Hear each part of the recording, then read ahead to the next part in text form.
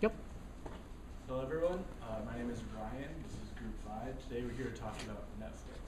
So as the story goes, when Reed Hastings, the founder of Netflix, was driving home with his business partner one day, he was talking about Blockbuster. He had just rented Apollo 13 and was charged 40 bucks over for his late fees on it. And he said, there's gotta be a different way to do this. And then 10 years later, after starting Netflix, Blockbuster tried to buy it for $50 million and Netflix turned that down. Blockbuster is no longer here and we have Netflix. So that's how to change an industry in 20 years. How to go from this, the DVD service, to Netflix we know today, the streaming, the video on demand. The company was started in 1997, with just mailing DVDs to your home, as you guys might have remembered. Then in 2007, they shifted a little bit more into video streaming, the Netflix.com that we all go to binge watch the latest shows in 2013. One of those shows is House of Cards that Netflix came out with itself, launching its foray into its own original content. So now what we want to do is take a look at where Netflix is currently, where its data lies, and John can take it over to talk a little bit more about that. One more. All right, perfect. All right, guys. So like Ryan explained, Netflix is a subscription-based business model. So the way that they ultimately try to drive a profit is getting as many people to pay that subscription as possible. They're not tied to advertising dollars like traditional television. And this data is, because Netflix is a publicly traded company, is their financial statements and incomes for the last 8 quarters, so 4 quarters per year, so the last 2 years. And you're seeing, if say you're an investor in Netflix, a really good trend. Their income is rising in comparison to their cost, which you can see here. And ultimately, although they're spending more and more to deliver their services to a farther audience, like more countries as they've expanded, which Jeremy will go into a little bit more later, they're able to minimize the damage by ultimately making a profit because of their changing prices.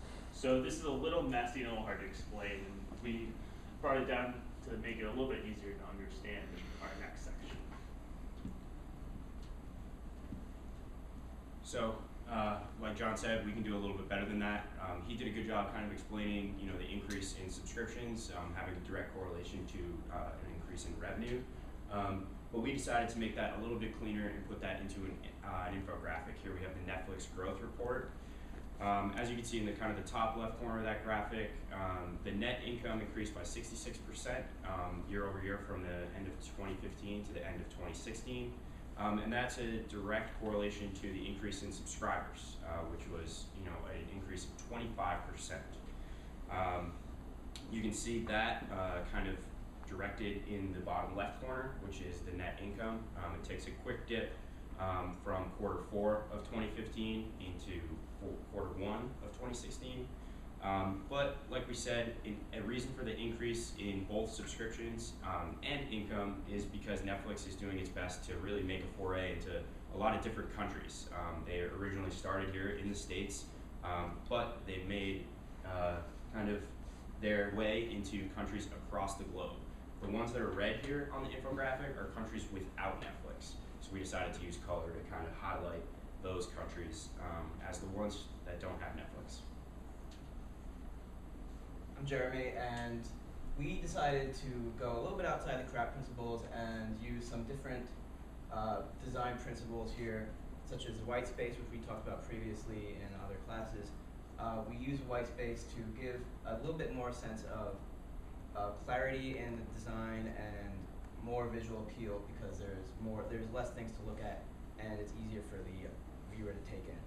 There's a sense of hierarchy.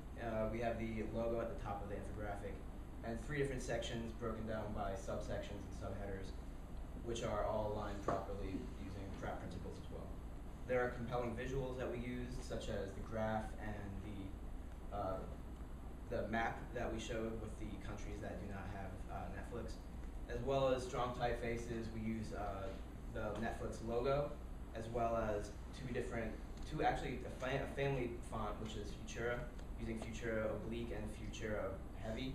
You can see that in the header and the subheader. And we use different color contrasts using red and green, which is actually complementary colors that can show that is visually appealing to the audience.